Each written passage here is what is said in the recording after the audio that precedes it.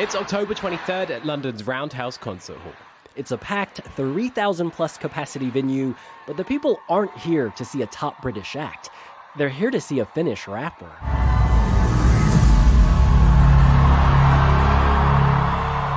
A year ago, most people here didn't even know his name. Now they've lined up around the block to see him in person. For the first time in the history of Käärijä, there are more people in front of the stage than over the stage. Grown men and teen girls alike are pushing to the front. They want to be as close as possible. At the start of the year, he was a goofy outsider in Finland's national selection, Uuden Musiikin Kilpailu. I'm Käärijä. I'm a UMK artist, and my song, it's crazy, and it's party. And it took people a bit of time to figure out who he was. So moving on now to Kuma and cha-cha-cha. Try to say, Käärijä. Try to say Käärijä. Yeah, very good. All right, sounds like a hot mess. Cannot wait. I'm just a normal guy from Finland. But the Finns caught on to the momentum early when he won UMK. 539 pistettä. 539! Käärijä! Nähdään tämmöisiä blind. And just a few months later in Liverpool, he charmed Europe too. 376 points! We have a new leader!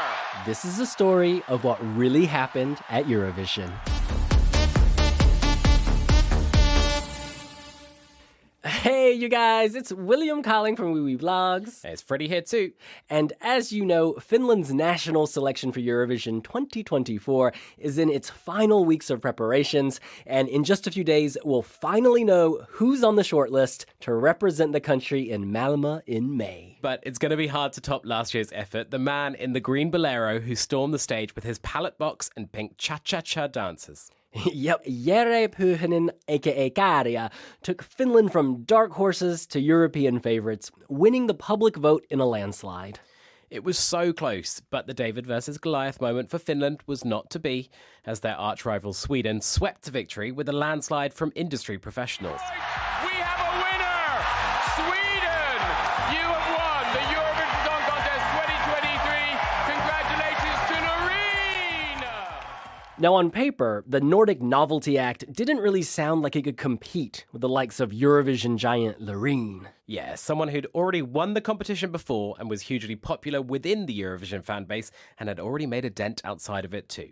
So, Freddie, how did the country that thinks of itself as the underdog almost prize the microphone-shaped crystal trophy from Sweden's hands?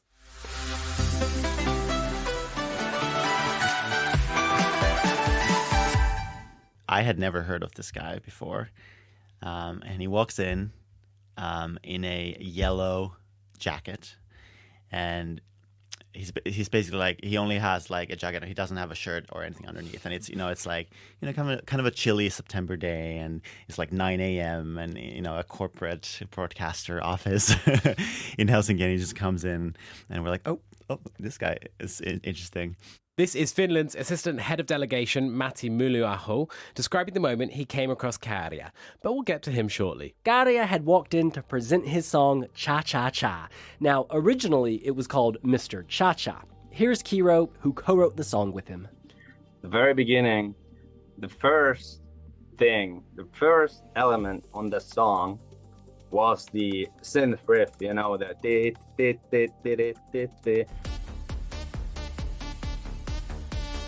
And we talked about different themes, and what I remember was that the first title was Mr. Cha-Cha, and it talked about becoming the Mr. Cha-Cha, because here in Finland we're kind of quiet and not that, how would I say, not that open to people.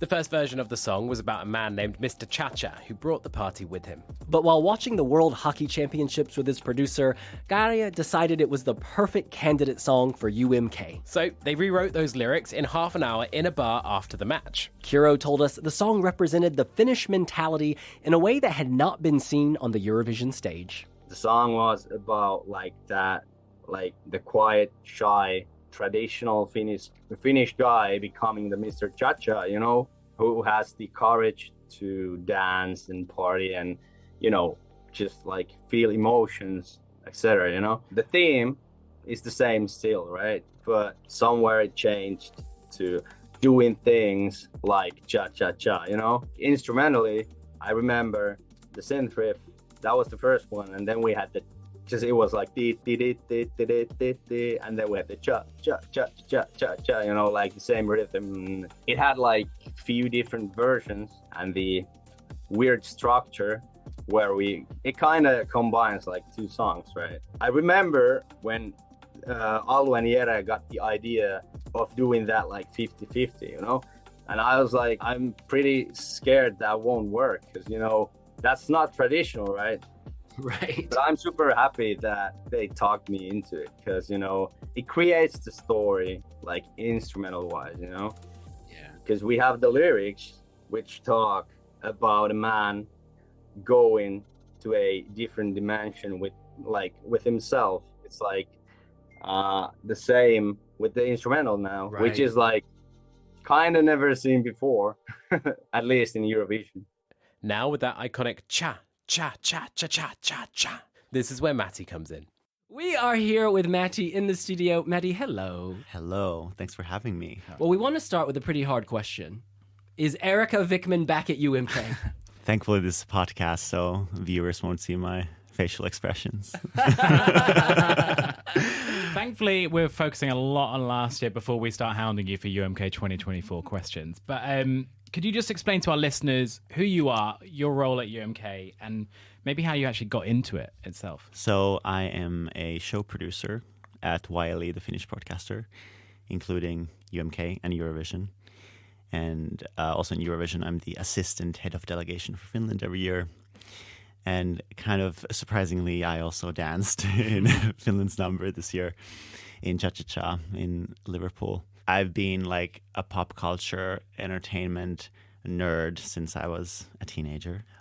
In university in Sweden, I started basically working on the side of my studies in music and in entertainment. And then I was in LA working for the Finnish embassy in Los Angeles. And I did a project for YLE, and I got to know my current boss, Anssi, there. And when COVID hit and I came to Finland with like a 5 days notice, I was like, okay, I'm unemployed. I need to do something. And I kind of just like perfect timing. I got a call from Anssi, like, would you be interested in working with us? So basically what We're so glad you did. We are so glad you did. And a little jealous too.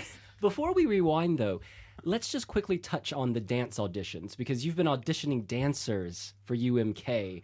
How is that going? Are you done? I mean, we have amazing dancers in Finland, really talented. We had the audition a week ago, and there were a lot of dancers who I've never even seen before. I was like, who is this person? Who is that? Oh my God, so much talent. So yeah, I'm really excited about that. Most likely, I will not be dancing myself in UMK this year, though. I'm pretty busy with making it all happen with the production side. But let's see. But yeah, definitely, we have a lot of good dancers in Finland, so I think it makes sense for myself not to be there all the time. Sure. Is it going to be kind of rounds of auditions? Have you decided on who you're taking? Well, right now we're still in progress with everything, so we haven't booked anyone yet. Were kind of these kind of young dancers, were they driven by this year's Eurovision? What was the vibe what you were getting from these people? I think I'm sensing that kind of this Eurovision, can you call it a phenomenon maybe, and what we got to go through as dancers as well. I think it has definitely kind of shown dancers what the profession of a dancer can be. I mean, not talking about like crawling on the floor with the artist like riding on your back. I mean, that's one thing, but I don't mean that. But in general, like how we can almost be like band members in a sense. So I hope that has kind of shown what the profession can be too. Yeah, so let's rewind now. you're talking into a green mic, so it's only appropriate that we talk about last year's UMK, which really kind of was the latest iteration of the evolution of UMK. It's always been good, but it really went up last year. And you discovered a certain Finnish rapper named Käärijä. Could you tell us about that meeting when you heard the song and then when you actually met the singer? Wow. So it was like September 2022 when we had the casting meetings for artists. And I had never heard of this guy before. And he walks in a yellow jacket, and he's basically like, he only has like a jacket. He doesn't have a shirt or anything underneath, and it's like kind of a chilly September day, and it's like 9 a.m. and a corporate broadcaster office in Helsinki, and he just comes in, and we're like, oh, this guy is interesting, and I very vividly remember that meeting and how it was clear how sort of he was so open and authentic in the sense that he had no filter, like, and in a very sort of charming way. Once we casted him, kind of everything just started. We started shooting music videos and designing the live performances, and you're in this sort of focused bubble for such a long time that it's hard to really think anything else than just okay, let's just make everything as good as possible. And then when we release everything, we're just like, fingers crossed, people like it. So because you're in this bubble, it wasn't this kind of immediate, oh my God, we've stumbled across this like wonderkind child. Well, I think as a production, we the way we work is that we work equally hard for everyone, and we spend equal amount of hours trying to make everyone's music videos and performances and all the other content as good as possible. So I don't think, at least personally, I wasn't like, oh my God, this is, a winner, because you are trying to make everyone a possible winner, But of course then, once the songs are out and you follow people's reactions, including your reaction videos at vividvlogs.com, you can get some, implication, like what resonates. But no, I personally can't say that I immediately was like, this guy is going to be, a green bolero is going to be on, on every statue in Finland, and all the things that followed. Now, we don't speak Finnish, but when we hear Käärijä speak English, we say, oh, he's so sweet, he's quite, honest, very sincere. For someone who speaks, native Finnish, is that a similar vibe? Does that come across in Finnish as well? Yeah, I think so. Cute. Sincere. I think so, yeah. And it's just so funny, like when we had, because we work with a Swedish creative called Benke Rydman, who's been part of our creative team now for a couple of years in UMK and Eurovision, and so we have a lot of our meetings in English, and so very early on he had to start speaking English to us, and and like there have been some like conspiracy theories about like, oh, is he faking an accent, and is this just a character? But I can assure you that he did not speak English in those first meetings. Language. So how did you kind of stumble across from the song Cha Cha Cha? How did you get from that to like pallets and a boxing ring for the music video, which turned into a big box? How did that come about? Well, we have a very crazy creative team. I love them all. For example, we have, as mentioned, Benke from Sweden. We have Ari Levelä, who's our visual designer. We have Reija Väre, who is our choreographer. Elias Koskimi is my dear partner in crime. He's a show producer as Tricky well. Nun. Yes, Tricky Nun. Shout out to Elias. And Juhis Valtonen, our camera director, and our costume team, who obviously were a big part of the whole visual identity of this. We had meetings in October for each performance to kind of start brainstorming the concept for each performance. The music videos kind of have almost like a separate production route where we have a separate director for that and everything. But I remember for the performance, the live performance, there was a reference photo. I can't remember who brought it on the table, but it had like a dog in it that had like a glittery color on it. And we just loved this reference photo. And we were like, okay, well, what is it? Like, how does this connect to everything? And then Ari, our visual designer, drew this kind of a demo photo of what it could be on stage, and that photo already had dancers on the floor in these leashes and with Käärijä standing in the middle, and so that's kind of where it all started to progress. I was really curious. In the run-up to Liverpool, obviously Loreen had been chosen. You saw the dark performance. We get to Eurovision, and your performance, to me anyway, seemed brighter. It seemed to have even more movement. It all seemed to contrast with Loreen darkness in one position. Was there a deliberate effort to kind of create more movement, to make it more colorful, to kind of be the opposite of her? I think inevitably, always these performances each year in Eurovision are like in conversation with each other a little bit, but I don't think you should necessarily like try to force it in any way. And so I don't remember us being that deliberate about kind of being the opposite. But I mean, we in the lead up to it, we were just all admiring Loreen, and we were like, wow, we're like getting to be in this together with someone like Loreen. So yeah. Talk us through how you got involved in dancing, because am I right in thinking you weren't originally going to be a dancer for it? So what was the story behind you entering on stage there? So I am a professional dancer, and my work as a dancer and then my work as a producer have kind of gone in parallel for a long time. They haven't really sort of crossed that many times, just here and there. But I never thought they would cross in UMK because it is kind of a, it's a lot of work already to work on the production side. And I didn't think it was like, just realistic to be dancing as well. But then as we were building this performance, we were kind of struggling finding dancers who could make the rehearsals and then also the show date, and then also dancers who had a background in ballroom and Latin and in sort of like the commercial TV performance context. So then our choreographer Reija got one male dancer from the Netherlands, Jesse, who is an amazing dancer. And then we just couldn't find the other one. And then she was like, it's looking like, Matti, you're going to have to do it. What were you like? Yeah, fine, I'll step up. I was like, if you insist. No, but I was like, I don't know, like time management wise, how is this going to be possible? But we made it happen. And we rehearsed the whole performance for UMK very late. Like Jesse flew in from the Netherlands like a couple of days before. And then we rehearsed it like, in a couple of days. I was not expecting this experience, but I'm so glad I got to do it.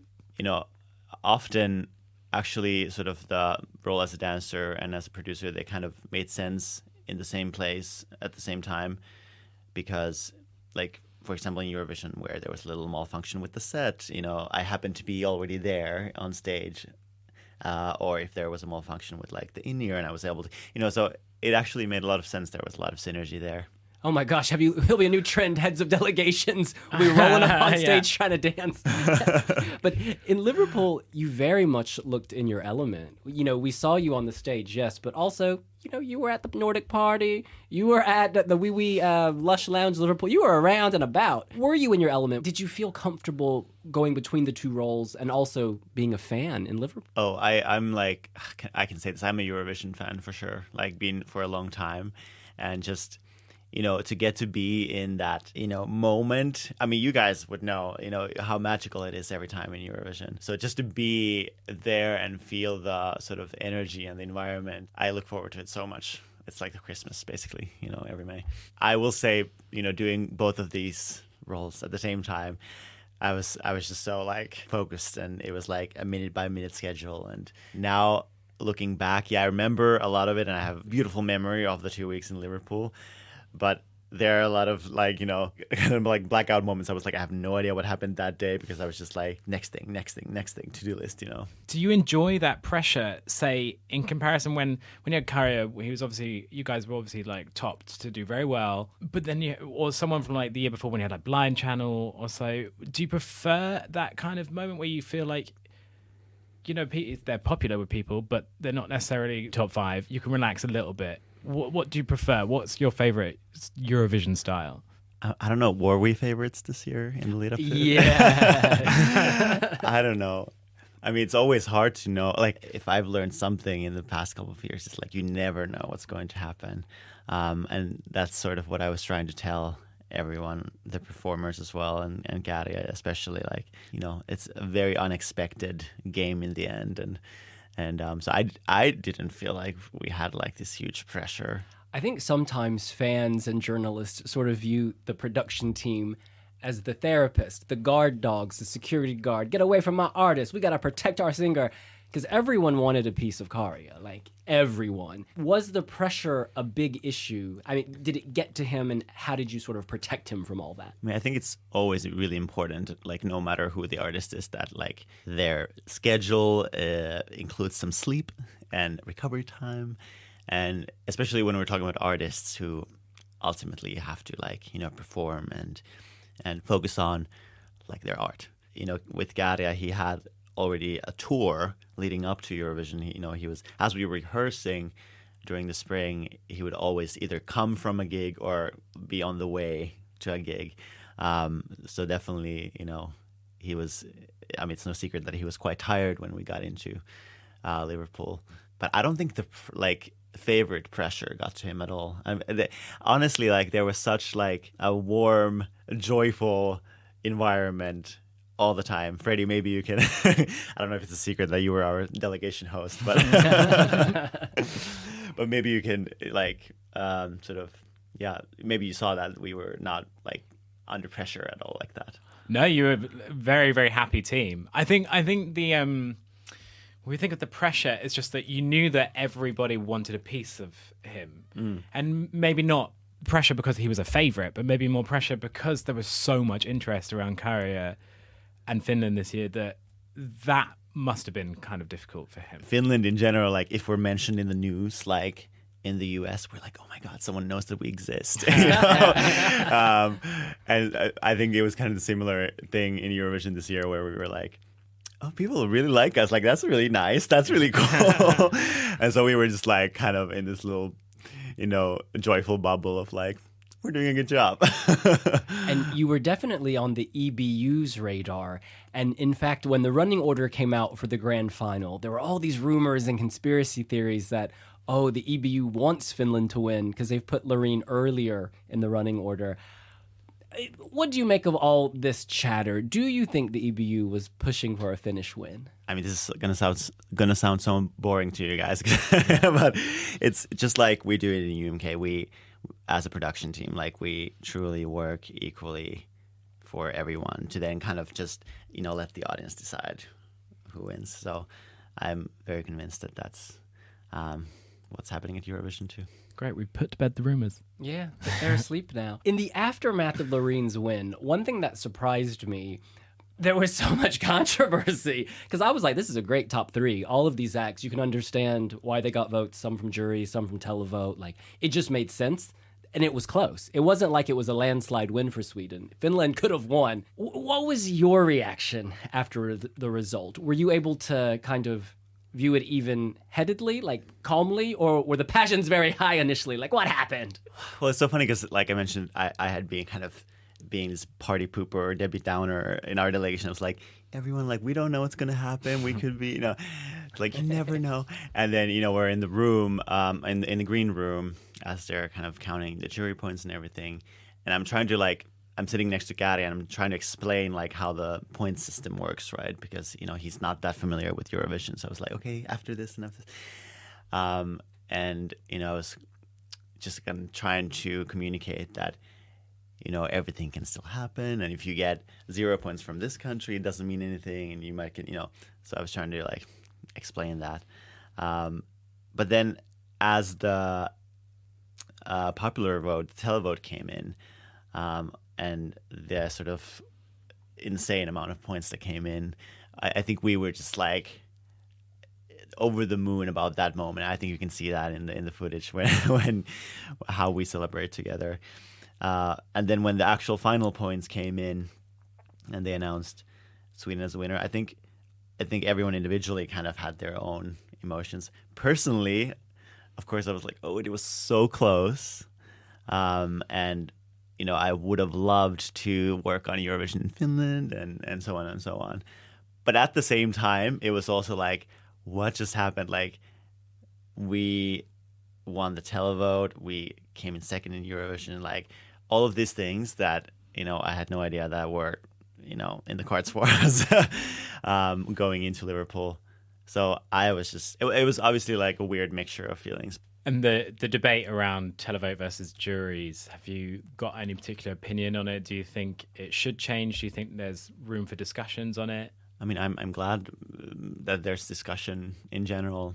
No, I think in UMK we have a really functioning setup where we have 25% of the total votes coming from the international juries and 75% from the televote. So it works for us. Power to the people. Yeah. Yes. Yeah. Just a quick one on Liverpool. Some other delegations told us they were unhappy with the sound mixing. Were you guys happy with the technical aspects of the show? Like I said, it's like an insane collaboration between so many people in Eurovision every year. And I'm just afraid, like, okay, if we have to host Eurovision one day, how are we going to make this happen? No, I have only love for the British team and the EBU for this year. It was such joy. Actually, the nature of this whole performance was that in every rehearsal, in every show, things happened. Like it felt like every performance was different. Especially watching through the footage from rehearsals, you're just like, oh well, okay, I didn't even remember that happened. It was kind of a challenging show to do. So many moving pieces, and we had several stagehands as part of the performance, like helping with different things on stage with the props and a steady cam and everything. So it was a lot of traffic there. And actually, I have like a video that I got from the BBC body cam footage from one of the stagehands from the final performance. And it shows like the set change and then the whole sort of journey that this one stagehand did during the performance. And it's insane. But things that went wrong, when you rehearse a thing in your own country first, in the studio and, with like demo sets and everything, and then you come to Eurovision and you're actually on stage and you're like, oh my God, this thing feels different. Oh my God, that light is blinding me. And I haven't gotten to experience that on stage before. I've just, seen it from a different perspective. What we had was basically that the box that we had on stage as a set, we had one version for rehearsals in Finland, and then we had shipped another version to Liverpool. And so they were meant to be identical.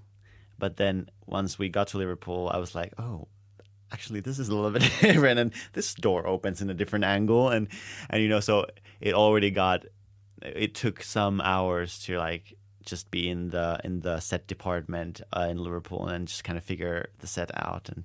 And then in the first rehearsal, I don't know if anyone's seen this footage, hopefully not. There's this, these leashes that the dancers are attached to, and they just get like tangled up. And we have 3 runs in the first rehearsal, and every run we were kind of struggling with the leashes. And even in the second rehearsal, where you have like 2 or 3 runs again, I don't think we even had like one run where things didn't like get tangled up. We weren't really confident going into the dress rehearsals after a rehearsal where like we were like basically just like stuck in a leash. I will never forget the first dress rehearsal where there's audience. When you start hearing like this just cheering of the audience already before you're on stage, when they they announce, they show the postcard on the screen and people start screaming and we're like, okay, oh my God, are they screaming at us? And then we go on stage and already during the set change, I could feel like the cheering of the audience in my chest. We have in-ears, so you can't really hear the audience that well, but I could feel the loudness of the audience in my body, and it was like they kind of seem to like us. But that was definitely a peak moment. But no, we had so many little challenges that we tackled together with the British team as well, and in the live in the final, in the grand final, there was like a little string, like a safety string for the door of the box, so it doesn't like slam the floor too hard. And then one of the dancers, Jesse, was like kind of supposed to be able to pull the string down so it's not in the way of Käärijä. But for some reason, the string was stuck in the box in the grand final, of course. And then as Käärijä comes down from the box and starts going around it, the string is there in his way. And it was, keep in mind, it had not been there ever before. But if you look through closely the performance, you can see that he kind of just like does like a little ninja move and avoids. And so thanks to his quick reflexes, we still have Käärijä. He's not beheaded. All this hype, this was the most, it's fair to say, since Lordi's win, this is the most people have talked about Finland at Eurovision, definitely. How do you build on that for UMK 24? Do you feel immense pressure to match the hype and excitement of last year? Yes, I mean, we're aware definitely as a team in UMK that like we cannot recreate this Käärijä phenomenon, but we're very focused on kind of gathering all the ingredients and kind of working really hard to be able to maybe have like a different kind of a phenomenon. Hopefully, you can only do so much to kind of create these momentums and snowball effects, and so we're just we're doing the best we can, and then hopefully something will happen next spring. So we know you've got your artists selected, right? The songs too? Yes. Yeah. Are they artist originals? Have you done songwriting camps? Is there anything you can tell us? I actually have like an official teaser list, but I will read it so I don't reveal anything. Okay. This is, by the way, this is originally in Finnish, and this is translated by Google Translate. That will correct any spelling errors.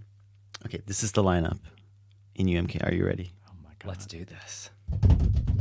Among the finalists, we have a talented artist's first release that is a 90s style dance banger, a power song by a true vocal talent, perhaps the best song of an indie favorite's career, two big names doing a surprising duo with a banger hook, a thunderous rock anthem by a world-touring band, a seriously intense song from one of the most listened to artists in Finland, and finally, a hard-hitting club banger by a well-known artist making a comeback.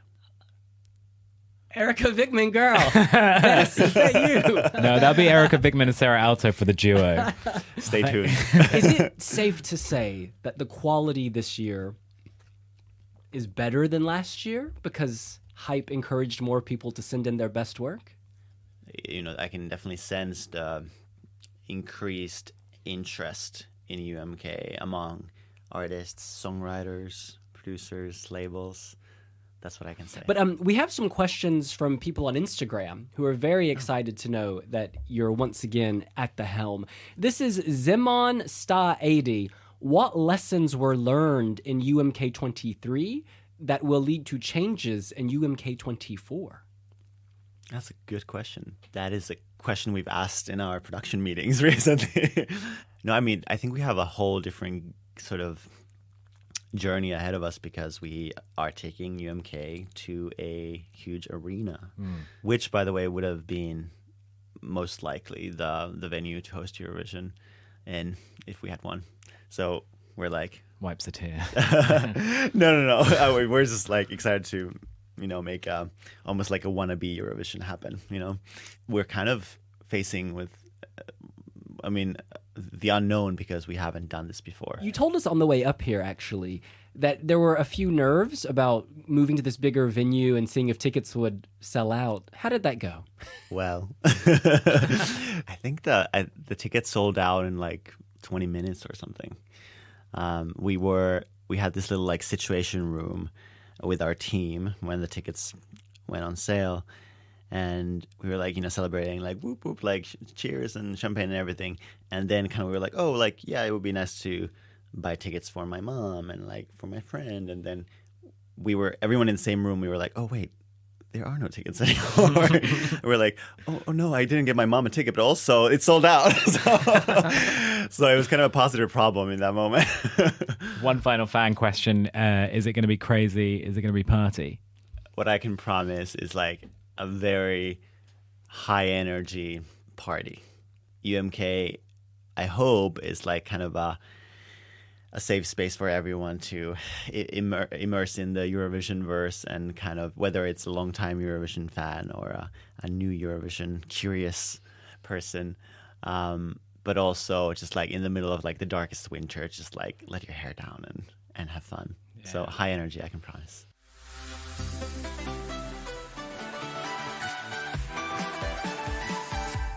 Oh, I loved that. That was a lot of fun. Big thank you to Matti for coming on our podcast. That was amazing. So I guess the question is to you, William. I mean, you saw him from the very beginning. You were at UMK national selection last year. Have you seen the change? Was the change obvious for you over the past year? It was so interesting because the first time I watched that clip, I remember repeating the word over and over, memorable. That's so memorable. Whether you love it or hate it, you remember it. And that was sort of the most consistent thing about Käärijä's run, is wherever he was, he stood out and you remembered him. He ripped off his shirt. I think it was Barcelona or Madrid, whichever party came first. We have this clip. It's been watched more than 1 million times on our YouTube shorts, where he kind of rips off his shirt and it's all about body confidence. And he's out there showing and slaying and just being himself. And like that joy, that confidence stayed with him. You know, then at Eurovision and concert, actually, he was still joyous and happy. But you could tell he was more recognizable and more recognized, and it was starting to, not great, because he was very gracious, but he was very much aware that all eyes were on him at all times. And then by the time he came to the Lush Lounge event the first week in Liverpool, I kind of felt bad for him, because he walked in the room and it was fantastic. People were losing it. But you could tell he had no time to himself. Like, everyone wanted a piece of Käärijä, and you start to feel guilty as a reporter or blogger. You're like, I'm actually contributing to this because I've asked him to come here to do an interview.